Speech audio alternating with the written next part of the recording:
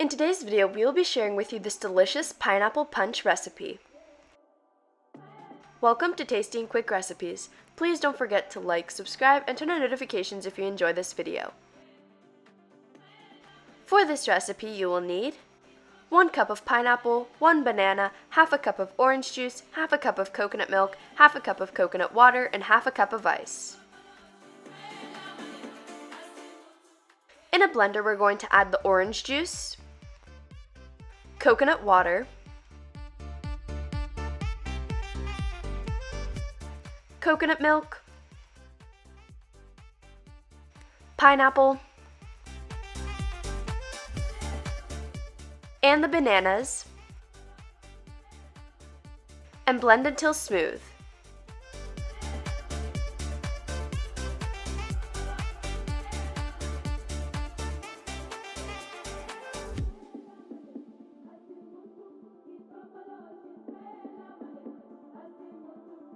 In a glass, we're going to add our ice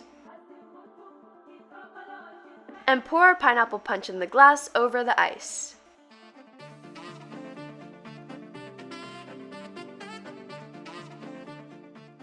Our pineapple punch is complete, and now you can serve.